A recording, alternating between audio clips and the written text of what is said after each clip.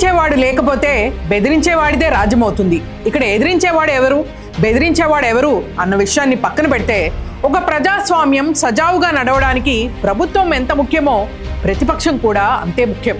World's largest democracy అని గొంతు చించుకొని అరిచే భారతదేశంలో ఈరోజు బ్యాలెన్స్ ఆఫ్ పవర్ మిస్ అవుతోంది.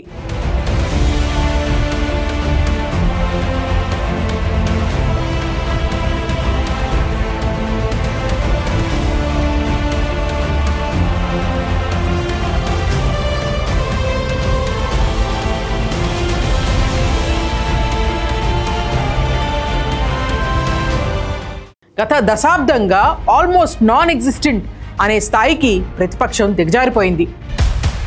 బీజేపీ ఎన్ని తప్పులు చేసినా సెంటర్లో వాళ్ళు తప్ప ప్రత్యామ్నాయం ఇంకెవ్వరూ లేరనే భావం అందరిలోనూ బాగా నాటుకుపోయింది. దేశానికి స్వాతంత్రం తెచ్చిన పార్టీ అని చెప్పుకునే కాంగ్రెస్ పరిస్థితి మా తాతలు నేతలు తాగారు చూడండి అని చెప్పుకోవడంతోనే సరిపోతోంది.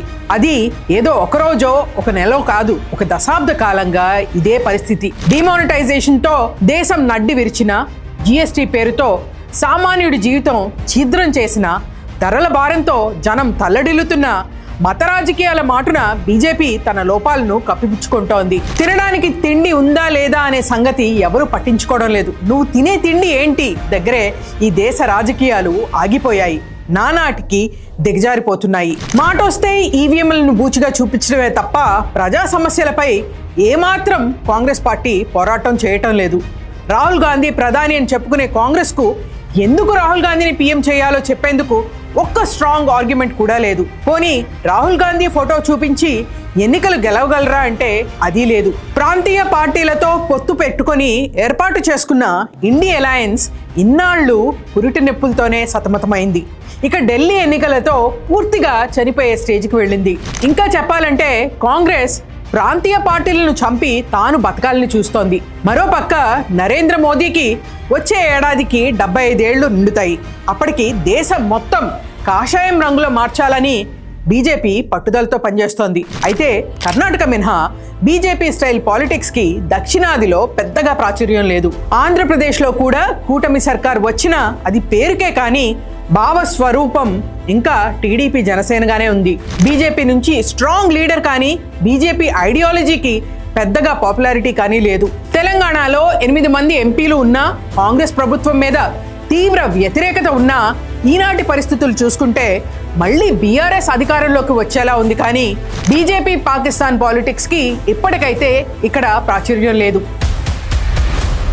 కేరళ ఈ రాష్ట్రంలో 100% లిటరసీ, 99% బీజేపీ అంటే అసహ్యం ఉన్నాయి. మొన్న మధ్య మేము 100% లిటరేట్స్ కాబట్టే బీజేపీ అంటే పడదు, చదువుకున్నాం కాబట్టే మాకు జ్ఞానం ఉంది అని తెగ వీడియోలు కూడా వైరల్ చేశారు. See, in Kerala, literacy isn't just about reading and writing. It's about knowing when to speak, when to listen, and when to not make a fool of yourself on national TV. And yes, we are 100% literate, so that you can't even imagine about any news of attack towards any church, mosque or temple in Kerala.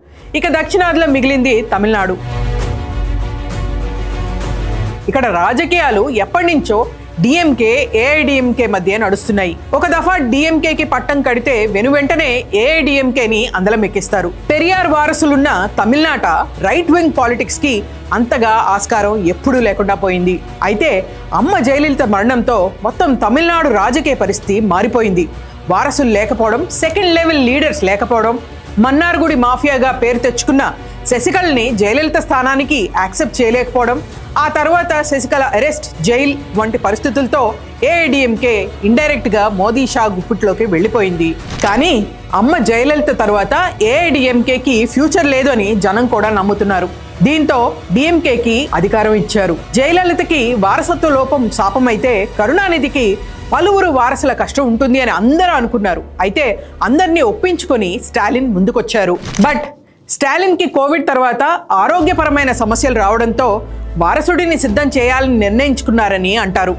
అందుకే అప్పటి వరకు సినిమాల్లో luck కోసం wait చేస్తున్న ఉదయనిధి స్టాలిన్కు పార్టీలో elevation ఇచ్చారు. ఏకంగా మంత్రి పదవే ఇచ్చేశారు. ఇంత రాజకీయ అనిశ్చిత మధ్య బీజేపీ మెల్లగా తన పని ప్రారంభించింది. మోదీ షాలు తమ దృష్టి తమిళనాడుపై మళ్లీ పెట్టడం మొదలుపెట్టారు. మెల్లిగా కార్యకర్తలను రిక్రూట్ చేసుకోవడం, అలానే ఒక రిటైర్డ్ ఐపీఎస్ ఎటువంటి పొలిటికల్ బ్యాక్గ్రౌండ్ లేని అన్నామలైని దింపారు. అన్నామలై మీద జనాలకి పెద్దగా ఒపీనియన్ లేకపోయినా ఇక్కడున్న పొలిటికల్ వాక్యూమ్ ని బానే వాడుకుంటున్నాడని చెప్పాలి. మరోపక్క ఉదయనిధి స్టాలిన్ మీద సొంత పార్టీ క్యాడర్ కూడా నమ్మకం లేకపోవడంతో అందరిలోనూ భయం మొదలైంది. మన తమిళ భాష, మన సంస్కృతి, మన పెరియార్ వారసత్వం సముద్రం పాలవుతుందేమో అనే ఆందోళన నెలకొంది. రైట్ వింగ్ పాలిటిక్స్ లోకి రజనీకాంత్ ని లాగినా, లెఫ్ట్ వింగ్ పాలిటిక్స్ లోకి కమల్ హాసన్ ను తీసుకొచ్చినా పెద్దగా వర్కౌట్ కాలేదు. పార్ట్ టైం పాలిటిక్స్ కి స్కోప్ లేదు, అలాగే వారి వయసు కూడా సహకరించలేదు. అందుకే అనూహ్యంగా తలపతి విజయ్ తెర మీద నుంచి రాజకీయాల్లోకి వచ్చారు. ఒక మాస్ ఫాలోయింగ్తో పాటు పెరియార్ తత్వం ఉండడం, క్రిస్టియన్ అయిన ఆయన రేషనలిస్ట్ కావడం, దీంతో తమిళనాట పెద్ద పెద్ద వాళ్ళు విజయ్ని దగ్గరుండి రాజకీయాల్లోకి తీసుకొచ్చారని అంటారు. ఆంధ్రాలో టీడీపీలో కూడా ఇలాంటి వారసత్వ వాక్యూమ్ వస్తుందని, లోకేష్ మీద పెద్దగా నమ్మకం లేకపోవడంతో పవన్ కళ్యాణ్ ను తీసుకొచ్చారనే మాట లేకపోలేదు. కానీ అంబేద్కరిజం అంటూ వచ్చిన పవన్ కళ్యాణ్ అర్జెంటుగా కాషాయం కట్టేసి అన్అపాలజెటిక్ సనాతని అని చెప్పి అదే ధ్యాసలో బతికేస్తున్నారు. బట్ విజయ్ పద్ధతి వేరు, ప్రవర్తన వేరు అని మేధావి వర్గం అంచనా. పక్కన ప్రశాంత్ కిషోర్ కూడా చేరడంతో ఈ జర్నీ ఎలా ఉంటుందో చూడాలి. కష్టపడి హీరో అయిన తలపతి విజయ్ నిక్కచ్చిగా రాజకీయం చేసి నిలబడతారో, కులం మతం అని హిందుత్వ రాజకీయం చేసి మోదీకి 75వ పుట్టినరోజుకి తమిళనాడుని కాషాయంలో కలిపేస్తారో చూడాలి. ఇప్పటికైతే I'm very hopeful about Vijay. మన దేశ కాన్స్టిట్యూషన్ ని ఆచరించి డెమోక్రసీని నిలబెడతారని ఓ చిన్న ఆశ అయితే ఉంది.